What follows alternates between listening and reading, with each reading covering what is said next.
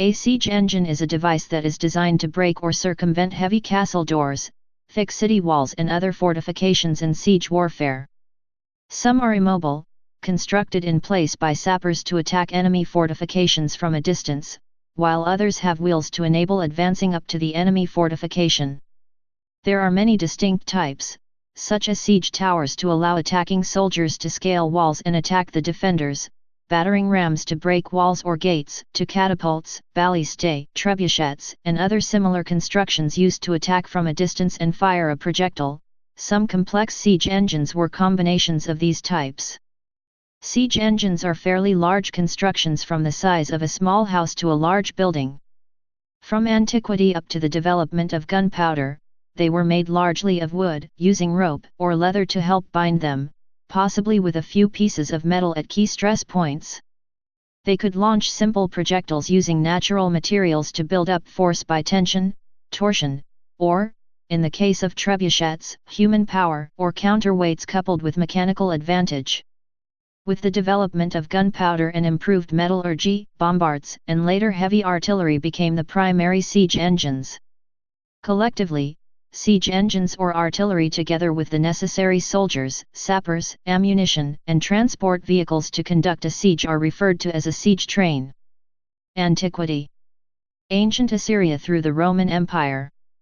The earliest engine was the battering ram, developed by the Assyrians, followed by the catapult in ancient Greece. The Spartans used battering rams in the siege of Plataea in 429 BC, but it seems that the Greeks limited their use of siege engines to assault ladders, though Peloponnesian forces used something resembling flamethrowers.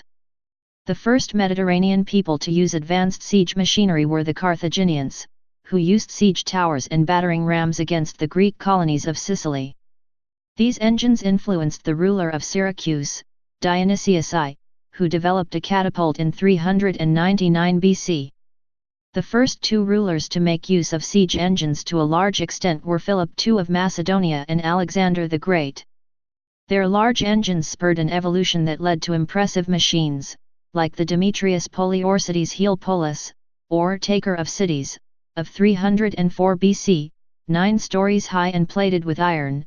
It stood 40 m, 132 feet, tall and 21 m, 69 feet, wide, weighing 180 tons, 360,000 pounds.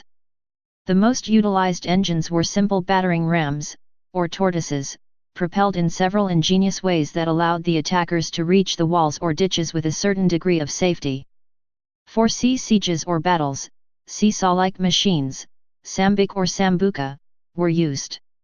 These were giant ladders, hinged and mounted on a base mechanism and used for transferring marines onto the sea walls of coastal towns. They were normally mounted on 2 or more ships tied together, and some sambic included shields at the top to protect the climbers from arrows.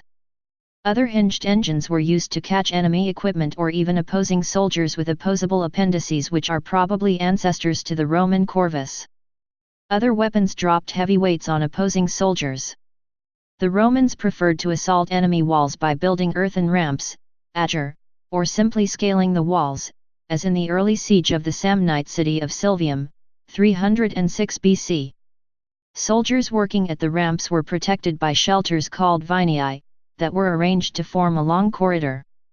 Convex wicker shields were used to form a screen, pludii or plute in English, to protect the front of the corridor during construction of the ramp. Another Roman siege engine sometimes used resembled the Greek ditch-filling tortoise, called a musculus, muscle. Battering rams were also widespread. The Roman legions first used siege towers around 200 BC. In the 1st century BC, Julius Caesar accomplished a siege at Uxellodunum in Gaul using a 10-story siege tower. Romans were nearly always successful in besieging a city or fort, due to their persistence, the strength of their forces, their tactics, and their siege engines.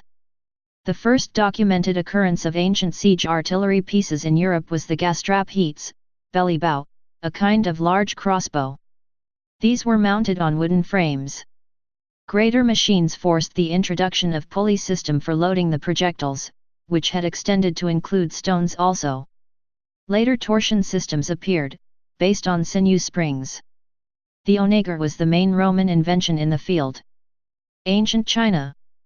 The earliest documented occurrence of ancient siege artillery pieces in China was the levered principled traction catapult and an 8-foot-high siege crossbow from the Mozi, Mo Jing, a Mahist text written at about the 4th–3rd century BC by followers of Mozi who founded the Mahist school of thought during the late spring and autumn period and the early Warring States period.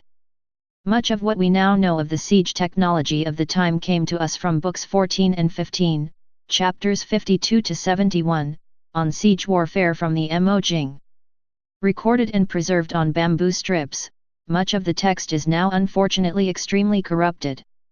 However, despite the heavy fragmentation, Mahist diligence and attention to details which set Mo Jing apart from other works ensured that the highly descriptive details of the workings of mechanical devices like cloud ladders, rotating arquebulistas and levered catapults, records of siege techniques and usage of siege weaponry can still be found today. Middle Ages. Medieval designs include a large number of catapults such as the mangonel, onager, the ballista, the traction trebuchet, first designed in China in the 3rd century BC and brought over to Europe in the 4th century AD, and the counterweight trebuchet, first described by Marti bin Ali al-Tarsuzi in the 12th century, though of unknown origin. These machines used mechanical energy to fling large projectiles to batter down stone walls. Also used were the battering ram and the siege tower, a wooden tower on wheels that allowed attackers to climb up and over castle walls, while protected somewhat from enemy arrows. Another weapon was the petard, an explosive device designed specifically for breaching gates and walls. The petard had to be placed directly against the surface of the fortress. A typical military confrontation in medieval times was for one side to lay siege to an opponent's castle.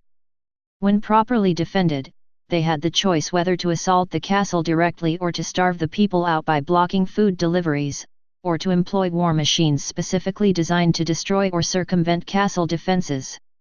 Other tactics included setting fires against castle walls in an effort to decompose the cement that held together the individual stones so they could be readily knocked over.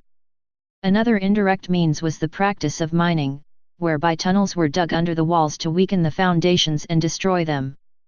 A third tactic was the catapulting of diseased animals or human corpses over the walls in order to promote disease which would force the defenders to surrender, an early form of biological warfare. Defending soldiers also used trebuchets and catapults as a defensive advantage. Modern era. With the advent of gunpowder, firearms such as the arquebus and cannon, eventually the mortar and artillery, were developed. These weapons proved so effective that fortifications, such as city walls, had to be low and thick, as exemplified by the designs of Vauban. The development of specialized siege artillery, as distinct from field artillery, culminated during World War I and II. During the First World War, huge siege guns such as Big Bertha were designed to see use against the modern fortresses of the day. The apex of siege artillery was reached with the German Schwerer Gustav gun, a huge 800 mm caliber railway gun, built during early World War II. Schwerer Gustav was initially intended to be used for breaching the French Maginot Line of fortifications, but was not finished in time and, as a sign of the times, the Maginot Line was circumvented by rapid mechanized forces instead of breached in a head-on assault. The long time it took to deploy and move the modern siege guns made them vulnerable to air attack, and it also made them unsuited to the rapid troop movements of modern warfare. Please subscribe and thanks for watching.